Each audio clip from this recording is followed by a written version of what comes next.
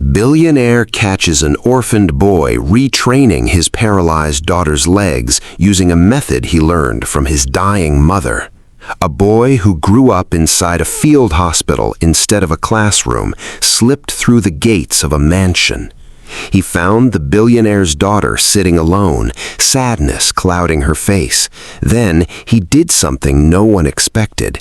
He knelt down and began working her legs, not for money, not for food, just to give back the one thing his mother ever taught him.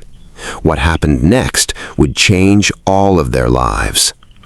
Conrad Sterling was one of the richest men in the city.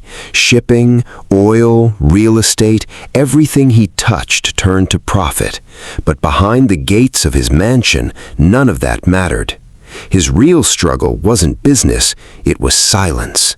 The silence of a daughter he used to hear laughing through every room in the house. His daughter, Fiona, was 8 when a car crash took her mother's life and the use of her legs. Margaret died that night. Fiona lived, but something in her went quiet too. Conrad spent millions trying to fix it. Doctors in 3 countries, months in a private clinic overseas, nothing worked. Every specialist said the same thing in different words: don't expect too much. Fiona stopped expecting anything. Some days her nanny wheeled her into the garden just so she'd have something to look at besides her bedroom ceiling. She'd sit near the hedge for hours, silent, still. One afternoon, that changed. Fiona was staring past the hedge when something moved. A boy pushed through a gap by the old service gate. His clothes were patched and too big. His hands were rough but steady in a way that didn't match the rest of him. He didn't ask permission. He didn't say a word. He crossed the grass, sat down in front of her wheelchair, and took hold of her ankle, gently, like he'd done it 100 times before. Fiona flinched. Then his fingers started moving, pressing, rotating, slow and careful, counting quietly under his breath. She didn't know what he was doing. She only knew her leg, numb for over a year, suddenly felt warm. A small sound escaped her, somewhere between a gasp and a laugh. The boy kept going, calm and focused, like he was following a memory he refused to forget. And under her blanket, for the first time in over a year, Fiona felt her own toes move. His name was Jonas. That's all he ever told people. He didn't talk much about his past. Some nights he slept under a bridge. Other nights he found an empty stairwell or a bus shelter. He had no parents left, no siblings, no bed of his own. Jonas had one thing that kept him going, what his mother taught him. She had been a field medic, the kind who worked with almost nothing and saved people anyway. Before she died, she let him watch everything. He held bandages, he counted pulses, he learned how to move a stiff joint without hurting it. When she passed, that knowledge was the only thing she left him. He carried it the way other kids carry a photo. That afternoon, Jonas was walking past the big house on the hill. He looked through a gap in the gate and saw a girl in a wheelchair, alone, her face turned down. Something in him recognized that look. He knew what it felt like to lose someone and have nobody notice. I know what that feels like, he thought. Maybe I can help her the only way I know how. So he slipped through the hedge and walked straight to her chair. He didn't ask. He knelt down, took her ankle in his hands, and began to move it. Slow, careful circles, the same motions he'd watched 100 times. When Fiona gasped and felt warmth spread through her leg, it hit him harder than finding food after a hungry week. His hands kept working, steady and sure, each small twitch from her leg pushing him to keep going. In that moment, Jonas forgot he was hungry. He forgot he had nowhere to sleep that night.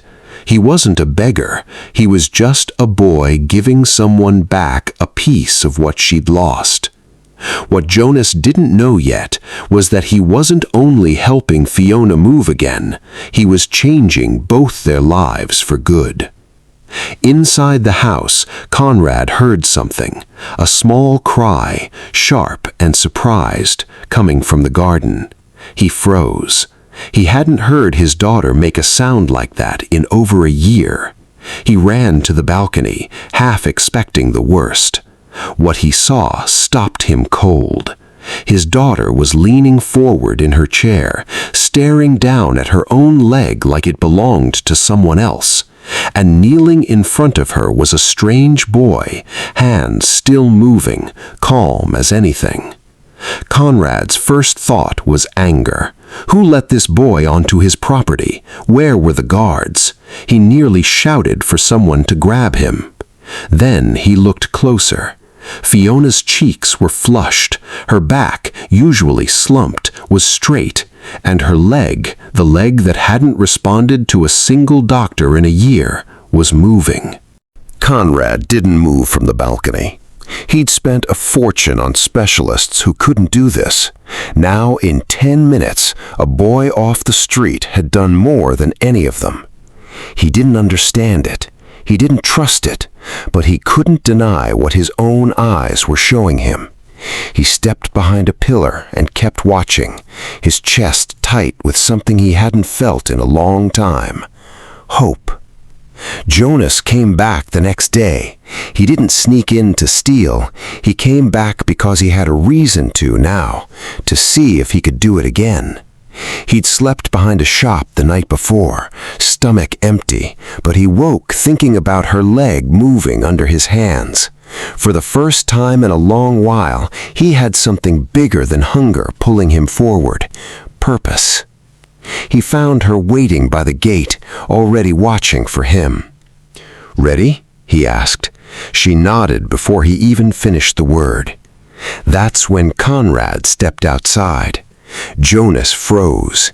He knew that look on a grown man's face, the look that came right before you got chased off, or worse. He got ready to run. Fiona spoke first. "Daddy, please, don't send him away." Conrad studied the boy properly for the first time. His shirt was patched at the shoulder. His shoes had holes worn clean through, but his eyes didn't flinch. They just held steady. "What's your name?" Conrad asked. "Jonas." "Why are you here?" Jonas swallowed hard. "I saw her yesterday. She looked sad. I know how to help legs move again. My mother taught me before she died. I wasn't trying to take anything, sir. I just wanted to help. I can go now if you want." The words landed on Conrad like something breaking open inside him. "Where do you live?" he asked, quieter now. "Nowhere really," Jonas said. "I move around, sleep where I can." Fiona's eyes filled with tears. "He made my leg move, Daddy. Nobody's done that. Not once." Conrad looked at his daughter. Her cheeks were glowing, her spine was straight, and her foot, he saw it now, was shifting slightly on its own, small but real. He let out a breath. "You can stay today, out here, where I can see you. Nothing more than what you're doing right now. Understood?" Jonas nodded fast, relief washing over his face. He turned back to Fiona. "Same time tomorrow?" She smiled, really smiled, for over a year. One day turned into 3. 3 turned into a week. Conrad told the guards to let the boy through. 4 o'clock, he said. He leaves by 6. Feed him before he goes. Jonas came every afternoon with new focus.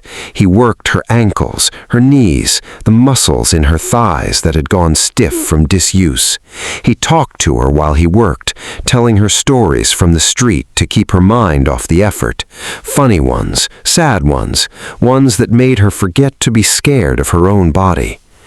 But it wasn't just her legs getting stronger.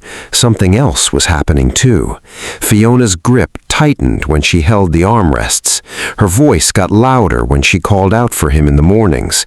She started pushing back against his hands during the exercises, instead of just letting him move her. Again, she'd say, harder this time. Conrad watched quietly from a distance most days. He noticed things. How Jonas never asked for anything before starting. How he checked Fiona's face constantly to make sure he wasn't hurting her. How he ate slowly and carefully when food was offered, like someone who knew what it meant to go without. In the evenings, after Jonas left, Fiona talked more than she had in a year. "Daddy, my knee moved on its own today." "Daddy, can Jonas come earlier tomorrow?" At her next hospital visit, the doctor was stunned. "Her muscle response has changed completely," he said, checking her chart twice. "Whatever's happening at home, keep doing it." That night, Conrad stood alone in the garden where Jonas worked every day. He felt something unfamiliar. Gratitude that had nothing to do with money. "Thank you," he said quietly, to no one. The garden stayed silent, but it felt like it agreed. It happened on an ordinary afternoon, the kind of day where you don't expect anything big to happen. The sun was low and the garden was quiet except for birds in the hedge. Jonas was working her knee, slow and steady, the way he'd done every day for weeks now. Fiona was talking about something funny that happened at breakfast when she suddenly stopped. "Wait," she said, "let me try something." She gripped the armrests of her chair. Her face tightened with effort. For a second, nothing happened. Then her shoulders lifted, her chest rose. Slowly, her hips came up off the seat, an inch, then 2. She held there, shaking, for 3 long seconds. 1, Jonas whispered, watching closely. 2, Conrad said, stepping forward without meaning to. 3. Fiona let out a breath and sank back into the chair, smiling, eyes wet. The garden went quiet, but it wasn't the old kind of quiet, the heavy kind. This was different. This felt like something had finally answered. Jonas broke the silence with a shout. "You did it! You actually did it!" He dropped to his knees beside her. "You're amazing!" Conrad knelt on her other side, his hands shaking. He touched her forehead gently. "You are so brave," he said. "I've never been prouder of you." Fiona reached out and took both their hands, one for her father, one for the boy who'd shown up out of nowhere and changed everything. "I'm not scared of my own body anymore," she said. "When he works on my legs, I feel like I can do this." They didn't tell anyone yet. No news, no calls to friends. They just kept going. More sessions, more small movements that added up to something bigger. That night, Conrad couldn't sleep. He walked the halls of his own house, thinking about his daughter's face when Jonas arrived each day, her voice getting stronger every week. Then he thought about his reputation, his name, what people would say. It felt like a fight going on inside his chest, pride pulling one way, love pulling the other. By morning, he had his answer. Reputation hadn't healed his daughter. Money hadn't either. A boy with nothing but memory and patience had done what none of his money could buy. Maybe kindness matters more than wealth, he thought. For the first time in his life, he meant it. One Saturday, Conrad asked Jonas to sit with him, not to work on Fiona's legs, just to talk. "Tell me about yourself," he said. Jonas hesitated. Nobody had ever asked him that before. People usually just looked at his clothes and walked past. But Conrad's face was serious and kind. "I don't remember much before my mother," Jonas said quietly. "She worked as a field medic. I used to watch her fix people up when there was nothing else, no hospital, no real supplies. She taught me things without meaning to teach me, just by letting me watch. When she died, I didn't have anywhere to go. I've been on my own since." Conrad listened, his chest tight. "Why do you do this, the work on Fiona's legs?" he asked. Jonas thought about it. "It's the only thing I have left of her. If I stop, it feels like she's really gone. But if I keep doing it, helping someone the way she helped people, it feels like she's still here." Conrad sat with that for a long moment. He'd gone to the best schools in the world. He'd built an empire. But this boy in front of him understood something Conrad had never learned in any classroom. "You are not invisible," Conrad said firmly. "Starting today, you are part of this house." Jonas blinked, not sure he'd heard right. Then Fiona wheeled herself closer and grabbed his hand, grinning. That's when he understood. He wasn't just a boy who fixed legs anymore. He was becoming family. The real turning point came on an afternoon that started like any other. Jonas was midway through Fiona's session when she suddenly spoke up. "I want to try standing," she said, surprising even herself. Jonas froze. "What?" "I mean it," she said, her voice firm. Conrad, watching nearby, tensed. He didn't want her to push too hard, but he also knew he couldn't stop her. Fiona gripped the arms of her chair.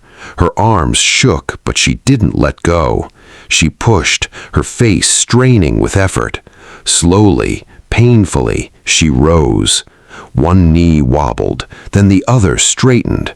She wasn't standing tall, but she was standing, her feet flat on the ground, her body upright for the first time since the accident. Conrad's heart pounded in his chest. The guards by the gate stopped moving. Even the housekeepers gasped from across the lawn. Jonas shouted and spun around before dropping to his knees beside her. "You're standing! Fiona, you're actually standing!" She held herself there for 3 shaking seconds. Then she sank back into the chair, laughing instead of crying. "I stood up. Did you see, Daddy? I stood." Conrad knelt beside her, tears in his eyes. He held her trembling hands. "I saw, sweetheart. I have never been prouder of anything in my life." That day, the house that had been so quiet for so long was suddenly full of noise, laughter, cheering, joy. Everyone knew something had shifted. Her healing had truly begun. And it started with a boy who had nothing to offer but what his mother left in his hands. Later that night, after Fiona had gone to sleep, Conrad sat alone in his study. His work sat untouched on the desk. His phone kept buzzing, and he ignored it. His mind was on one person, Jonas. For weeks, this boy had given his daughter back her life. She laughed now, she moved now, and tonight she had stood on her own 2 feet. Conrad knew it wasn't luck, it was Jonas. He found the boy outside on the back steps, knees pulled to his chest, staring into the dark like he wasn't sure he was allowed to be there.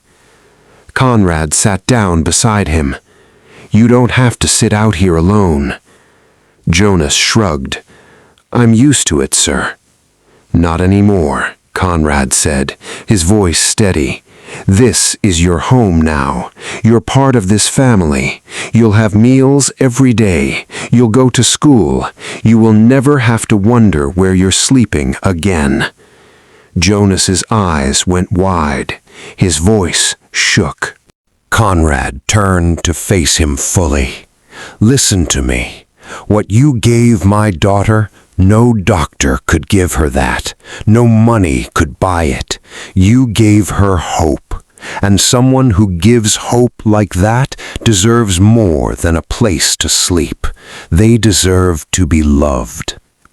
For the first time in his life, Jonas felt like someone truly saw him. His throat tightened and tears slipped down his face. That night, he slept in a real bed, under a real roof, in a place he could finally call his own. Word got out fast. A billionaire had taken in a boy from the street. Some called it reckless. Others called it the bravest thing they'd ever heard. The headlines ran everywhere. Billionaire Sterling takes in homeless boy. City split between outrage and admiration.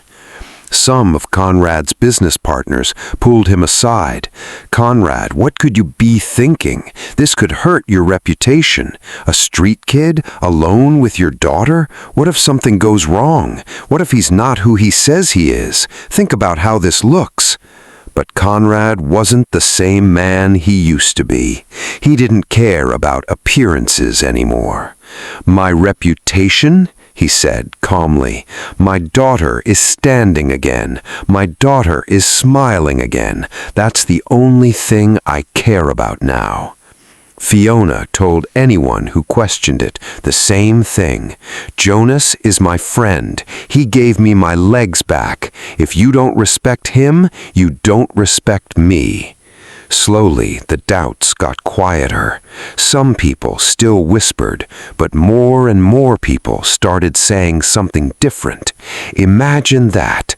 A boy off the street taught her to walk again.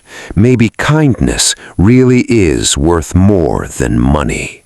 Through it all, Jonas stayed the same. He didn't care about headlines or gossip. Every day he showed up. Every day he worked. Every day he gave what he had. The house that used to feel empty was full of life now. Mornings started with Fiona calling his name. Afternoons were slow, careful progress. Evenings ended with dinner together, Fiona teasing her father for smiling more than he used to. Little by little, Fiona's body got stronger. With Jonas beside her, she took small steps, then longer ones. She still used her chair sometimes, but the fear was gone. She was really living again. Conrad changed too. He wasn't just a man chasing deals anymore. He was a father again, present, careful, proud. And with Jonas around, he found himself acting like a dad in ways he hadn't in years. One evening, as the sky turned gold over the city, Conrad stood in the garden watching Fiona take slow, steady steps, with Jonas holding her hand. Her laughter, mixed with his encouragement, filled the air.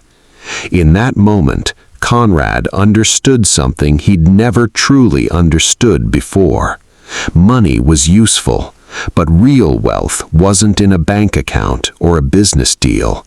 Real wealth was in her daughter's laughter, in the strength of a boy who refused to let the streets define him, in the love that now held all three of them together. He whispered to himself, "I thought I had everything. But I had nothing until I met this boy." From that day forward, Conrad Sterling wasn't just known as a wealthy man. He was known as a man with heart. Jonas was no longer a boy from the street. He was part of the family. And Fiona's story became something people everywhere held on to, proof that sometimes healing doesn't come from medicine or money. It comes from love, patience, and someone who refuses to walk past you. If this story touched you, let us know in the comments and tell us where in the world you're watching from. Don't forget to subscribe to Hidden Crown Stories for more emotional, dramatic, and unforgettable stories. Until next time, stay kind, stay strong, and keep watching. See you in Part 2.